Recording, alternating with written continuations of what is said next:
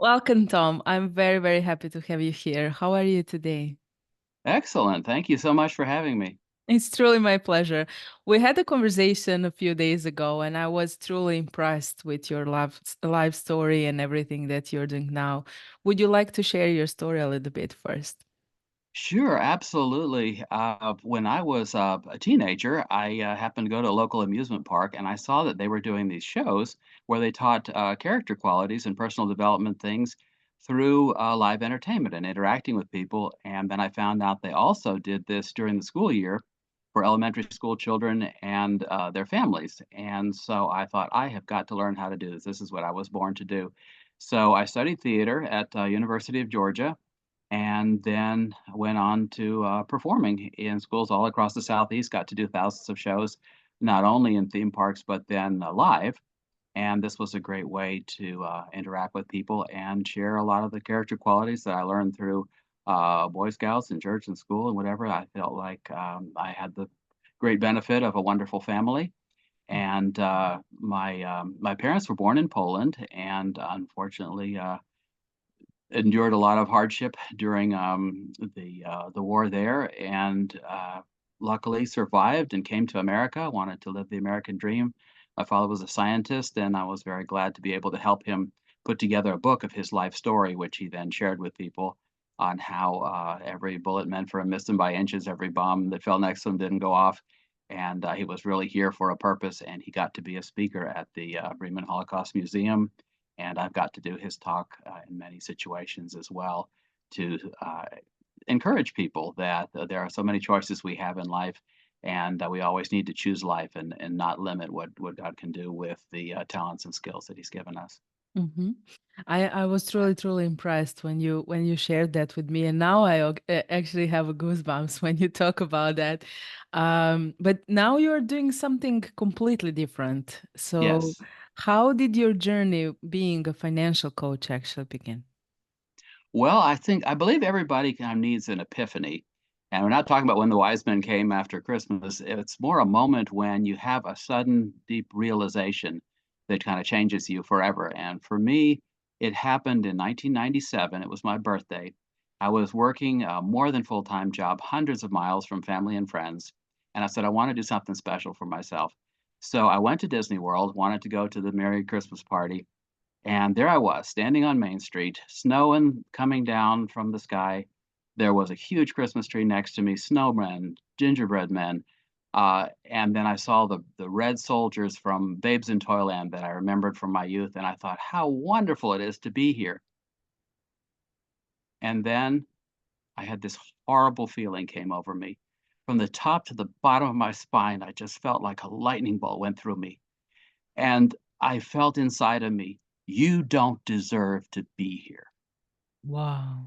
And I thought, why? Why is this not okay when I work so hard to do what I should do and I don't deserve to be here? And I realized, I said, you know what? I promised my dad I would not live on credit anymore because I was borrowing from the future and they had bailed me out.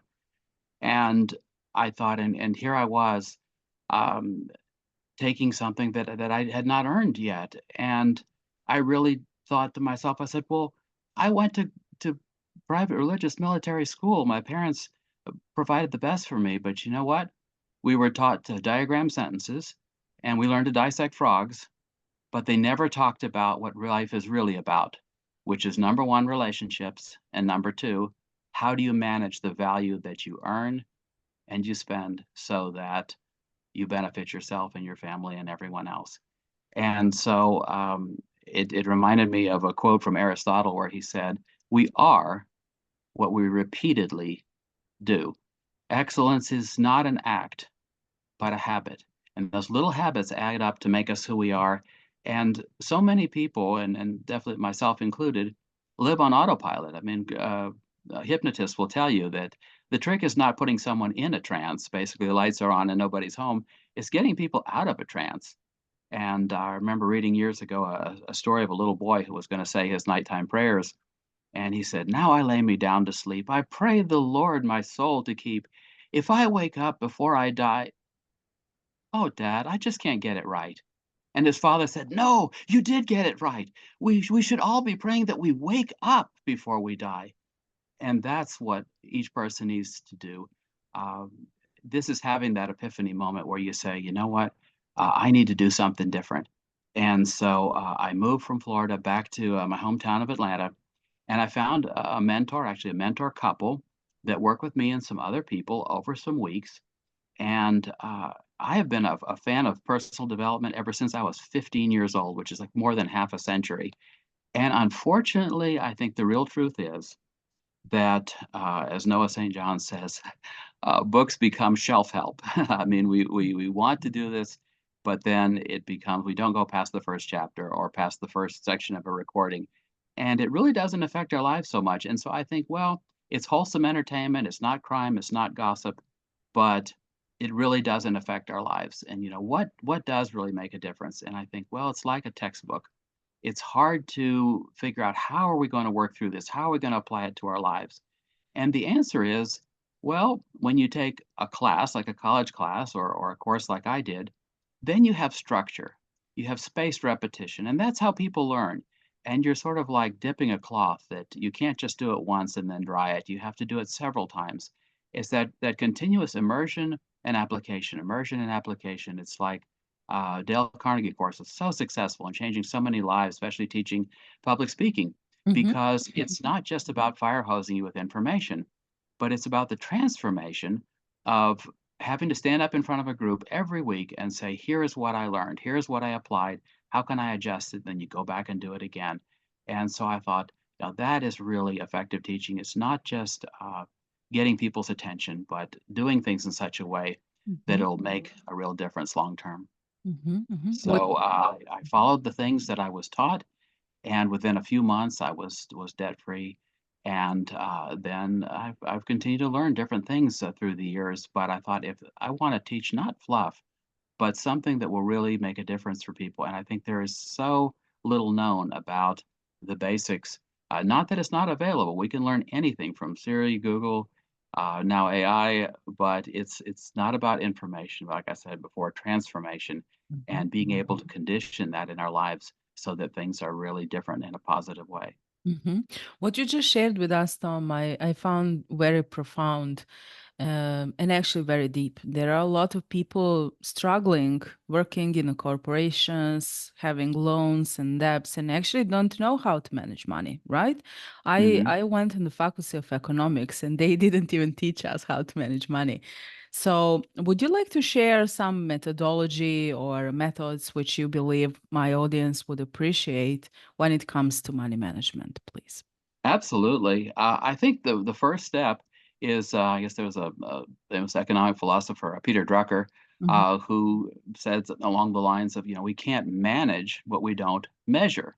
And most of us go through life. I remember people who would go to an ATM machine and say, well, how much do I have left in my account? Or if I still have checks, I must have money.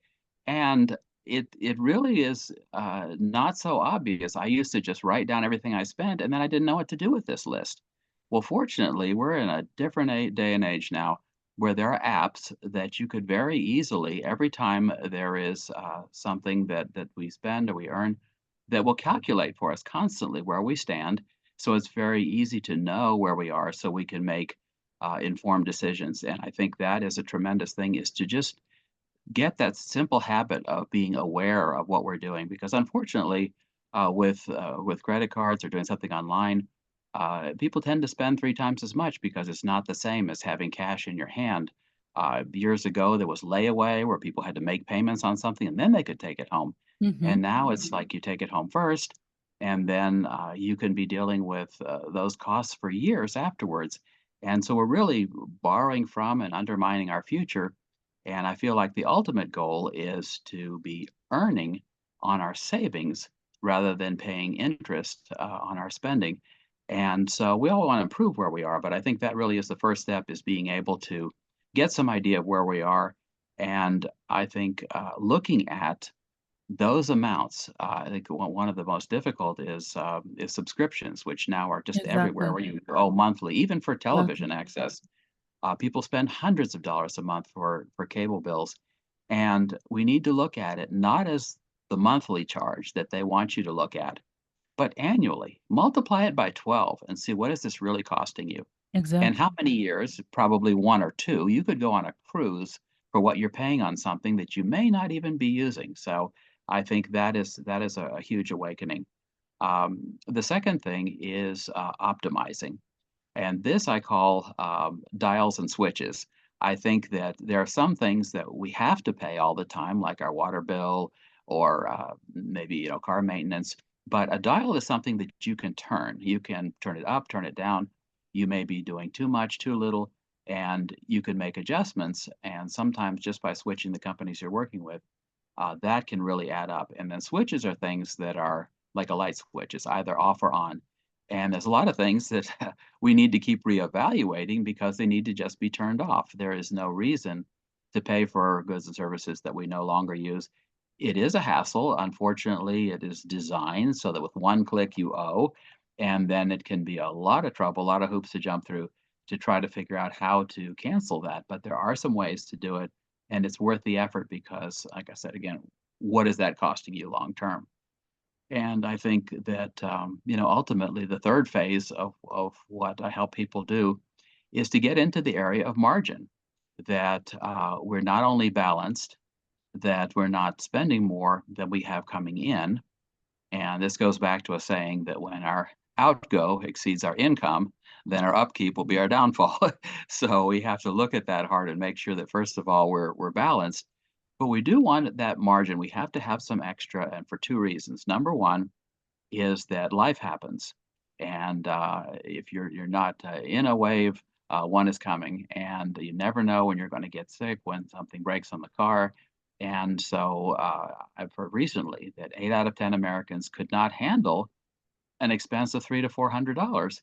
And so this is what we have in an emergency fund. We build that up so Mhm. that we just Mhm. write a check for it. We just make a phone call and solve it.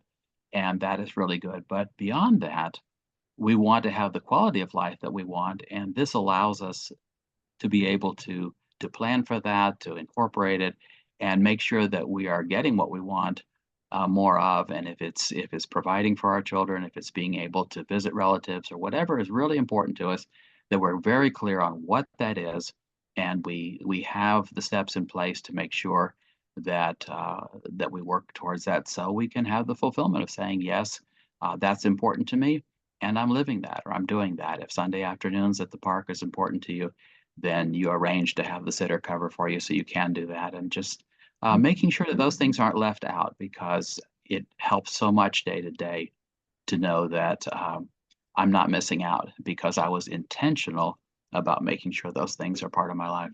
Mhm. Thank you so much for sharing this. When you were talking, I actually remembered now when I'm a business owner, I need to track every single expense and every single income, right? Hmm. Because of the reportings. And before, when I was in corporation and we had a good salaries, I was a programmer, we were living out of loans. And at one moment, my husband and I actually started making these lists, which you just mentioned at the beginning. And I realized I'm spending so much money on taxi service, which I Hmm. actually really don't need. And I have no idea because it just goes by. And that was one of the main like leaps in our domestic financial system, if I may say so. Hmm. But today, as a business owner, I have to know every single penny, where it goes and how it comes back, right? So it's Yes, very, very important for all of us to learn finances, to know actually where we're spending. Because as you mentioned, with the subscriptions and everything online, we actually don't feel like spending money because it's not cash, right? that's true. It's true, and I know, from my mother, she, got into the restaurant business. I think I may have shared a little bit with you that she had a lot of trauma from growing up in the war, and I think what really saved her life was that she opened a sandwich shop and got so busy serving people that for 30 years, she didn't have time to think about a past that she couldn't change. And I think that could be helpful for a lot of people, is that, I heard an analogy once that human beings are like a boat motor, that we're designed to push against the pressure of the water. That is how we are geared. And when you run that boat motor in the air, it burns up. It is not made for that. So people do need to work to be engaged. It's very tough on seniors to feel useless and not like they are part of work just because they've reached 65 or whatever. But I know one of the things my mother said from her 30 years of running her sandwich shop was she said, uh, even though she probably had millions of dollars go through the business in those decades, she said, "We're in a penny business." And I said, "What do you mean by penny business?" She said, "Well, when somebody comes in and they use a plastic knife and a fork and a spoon and a napkin," I said, "I have to pay a penny for each of those. And it doesn't seem like anything, but by the end of the year, it's thousands and thousands of dollars." And so she had to watch all of those things and make sure that the profit margins were there, even though she made a 50% profit on meat and cheese. But then she could sell iced tea that she could sell for over $1. Of course, this was, decades ago, and it was only costing her a few pennies of the Mhm. syrup and the sugar. So that's kind of where the profits came from. So, but it's just knowing all of that helps you to do it so that you have what you need. And with that profit, she put her sons through school. She sent my father to get his PhD in England. She was able to take care of the house and maintain the cars and all of these things that she really wanted. Her goals for a family were reached because she was conscious of those little things that add up over time. And we usually don't see these little things, Mhm. and that goes by. Tom, what motivates you to grow and to serve? Well, first of all, I like to begin each day with a deep sense of gratitude, of all the blessings that we have to be aware of. I think it's part of our natural survival mechanism that we want to say, well, what's not right and how should I fix it? What does this mean? What should I do about it? But I think we do need to start and say, okay, most of the people in the world and most of the people through history don't have what I have. Simple things: hot water, a way to get where I need to go, the ability to communicate with people. Look at children today. Not too long before they were born, people did not have handheld computers to guide them wherever they're going and to be a calculator and all of these things, be able to photograph things that were possible. So I really like to connect to gratitude and really making sure that I am conscious that whatever I don't think is as good as I would like it to be, I have to say I am really well off compared to so many people, and from throughout history, this is what people hoped and wished and dreamed for, and so to really connect to that, and then to never be complacent. I think, as they say, if you when you're green, you grow, when you're ripe, you rot. So I want to say, okay, what is not as good as it could be? What could I improve? And so I have a little phrase that I use. I call it change for good. And I like it because it has two meanings. First of all, when you make something for good, you're making it better. And that's not being outrageous. That's not being multimillionaire. That's not, it's like this is believable to say, okay, I am taking where I am today and I'm making it improved. It is a step better. It is a step in the right direction. So it is for good in that it's good for me and it's good for everybody that I serve. But at the same time, when we say that I've handled this or I've done this for good, that also has the meaning that it lasts, it's permanent. It's not just temporary, it's not self-canceling, but we're doing something that lasts, and we're kind of getting into the area of legacy, of what am I sharing with my children, with my audiences, with loved ones, and whatever that way that is, that this will make a real and lasting difference for somebody. It's not a momentary distraction, but something that has a permanent benefit.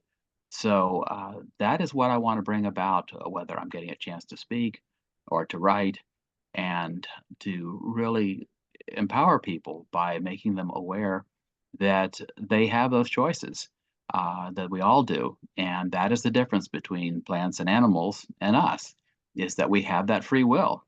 And that's an awesome power to be able to think that we can choose to do and not to do. And it's easier not to skip something that we know is good for us. But then we do have the choice to condition that as our habit. And the key to making that happen is certainly getting support from others, to having a mentor, a coach, and constantly exposing ourselves to inspiration that will encourage us to keep doing that. Listening to you, it's a true joy, and it's really true joy. You have such a wonderful energy and such a positive attitude, and I'm really really glad that we connected and that we are sharing your story now. If someone would like to connect you or work with you, what would be the best way? Well, first of all, I have a gift for everybody who is listening. I put together some thoughts along these lines to kind of get them started thinking about that. And I'm calling it solving the money puzzle, because I think of a puzzle as something that has several pieces. There's certainly several elements, and you start with the frame. You have your framework, and then you fill in the middle, because I work with a lot of seniors and kind of helping them do the puzzle. So I put that together as a little 6-page booklet that names some of these areas that we need to look at. And so as of today, they can go to it's in the process I will of leave the link I will leave. yeah, the link that's in your yeah, in the information with this, that would be the best thing. So yeah, they just go to that link as my website is there. You can click on that and download. It's a flip book, which is really kind of cool. It makes the sound of pages turning, so it seems very 3D. And it's something that you can look at in just a few minutes, and it gives you an idea of a direction to go, and also gives you a way to contact me if you would like to talk about these things. I really believe that so much by nature has to be generic when it's sent out to the public, but everybody's life is different. Everybody's life story is different, where they're headed, what their needs are, and they really need to sort of customize what solution works best for them. And I would be very happy to talk with people. So all they have to do is click on the bottom link there. There's a Calendly where they can set up a time that we can talk. No cost, no obligation. Let's just talk about possibilities for you, and I'd be glad to share with you and see if there is some way that some of the resources that I've come through in my journey would be helpful for you as well. Thank you so much, Tom. Thank you for being my guest. I truly enjoyed, and I hope you did too. Well, thank you so much. I appreciate the work that you're doing to inspire people and use your unique skills and talents and knowledge to be able to help people get their messages out to the world. And I'm so glad that we could work together on that. Thank you. We're on the same mission. Absolutely. Thank you. Bye bye. Bye bye.